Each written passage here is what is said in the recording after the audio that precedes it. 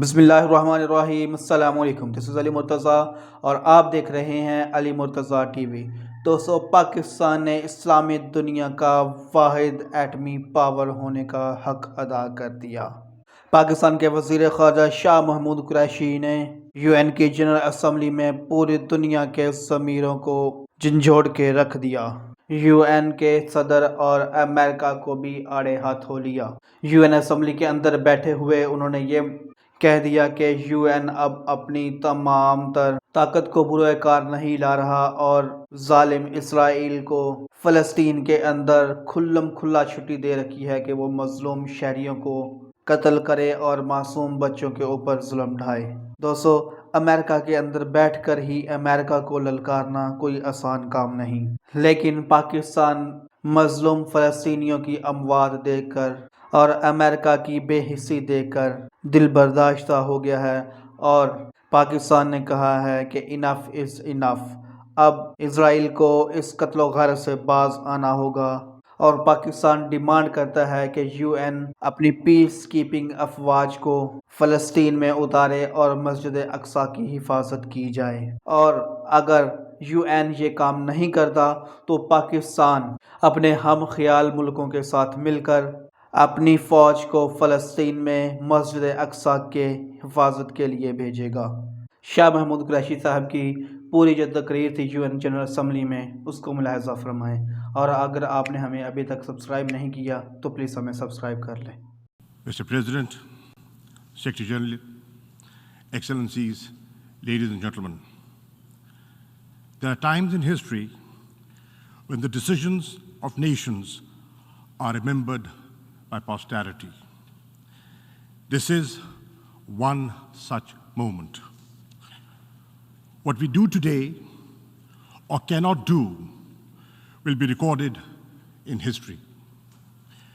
Driven by arrogance and emboldened by impunity, Israel has mounted a relentless onslaught on the occupied and beleaguered people of Palestine. As we speak, children, women, and men in Palestine are being killed with impunity. In 1 week of Israeli attacks, over 250 Palestinians have been killed and thousands injured. 1/3 are women and children. Death echoes in every home in Gaza. The Israeli airstrikes are responsible for the taking of every single life of the Abu Hattab family. 2 were women and 8 children. Let that sink in for just a moment. Hundreds of such tragedies are being enacted every hour in Gaza and other parts of the Palestinian territories. So far, over 50,000 Palestinians have fled their homes in Gaza. There is limited access to water, food, hygiene, and health services. Hospitals and access to water and sanitation services depend on electricity. Fuel for the power plants has almost run out. Gaza is plunged in darkness, literally and metaphorically. The only light is that of Israeli explosions. This is Palestine, where in full view of the world, the Israeli airstrikes bring down entire buildings to kill and terrorize innocent Palestinians and even silence the media. It is time to say enough. The voice of the Palestinian people cannot and will not be silenced. We, the representatives of the Islamic world, are here to speak with them and for them. Mr. President, It is appalling that the Security Council has been unable to exercise its primary responsibility for the maintenance of international peace and security. The Security Council has failed even to demand a cessation of hostilities. Those preventing the Council from doing so bear a heavy responsibility. In these circumstances, the General Assembly must assume its own responsibility. We must not fail the Palestinian people at this critical juncture. Mr. President, our first priority must be to halt the Israeli aggression. I hope that even at this 11th hour, the Security Council will call for a cessation of Israeli attacks. If it fails to do so, the General Assembly must make this demand on behalf of the entire international community.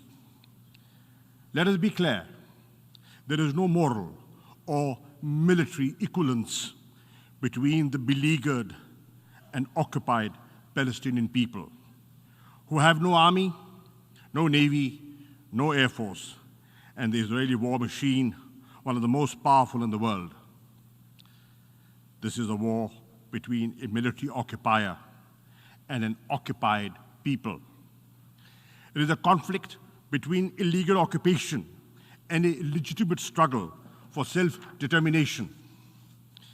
In this context, it is worth recalling General Assembly Resolution 2649 of November 1970, which affirms the legitimacy of the struggle of peoples under colonial and alien domination, recognized as being entitled to the right to self-determination, to restore to themselves that right by any means at their disposal.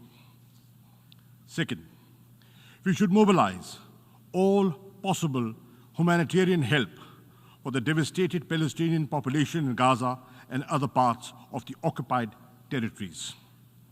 In addition to the UNRWA emergency appeal, the Secretary General should launch a comprehensive humanitarian assistance plan to provide succor and sustenance to the Palestinians. We need to send medical teams, medicines and other supplies, food, other necessities to Gaza and other parts of the occupied Palestinian territories. We welcome the access being provided by Egypt to Gaza.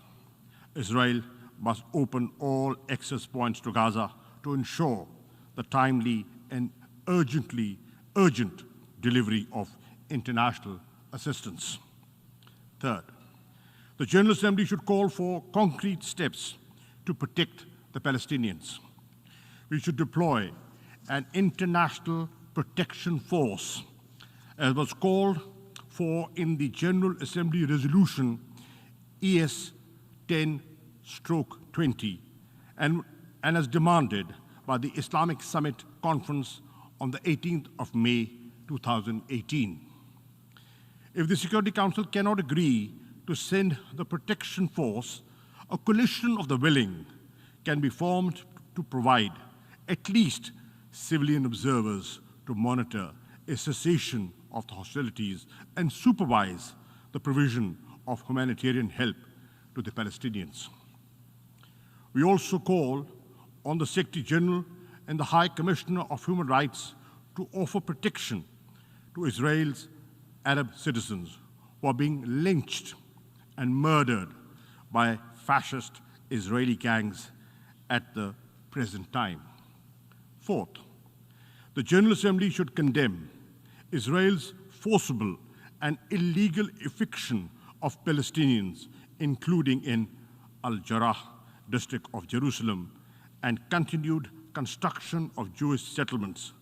The onslaught against Palestinians worshippers in Haram al-Sharif and Al-Aqsa Mosque, the first Qibla of Islam, during the month of Ramadan, and Israel's brutal and indiscriminate aerial and land bombardment of Gaza.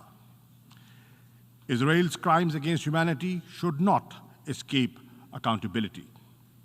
There should be no impunity for violation of international law, including the Fourth Geneva Convention and other human rights conventions.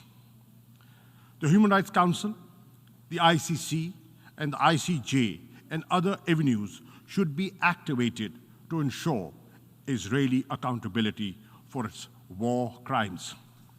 Fifth, we must revive concrete efforts to end Israel's occupation of the Palestinian territories and to dismantle the illegal settlements and the apartheid-like regime Israel has imposed in the occupied territories.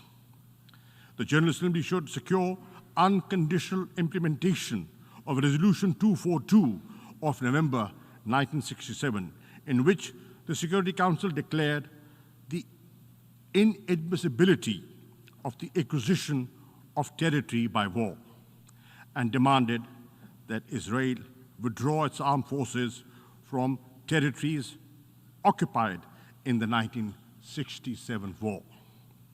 It is therefore imperative to initiate bold steps to secure the implementation of the Security Council and General Assembly resolutions calling for the establishment of a viable, independent, and contiguous Palestinian state with Al-Quds, Al-Sharif as its capital. Pakistan endorses President Abbas's call for an international conference to secure a peaceful settlement. Mr. President, the Palestinian tragedy is at the heart of the turmoil and the conflicts in the Middle East.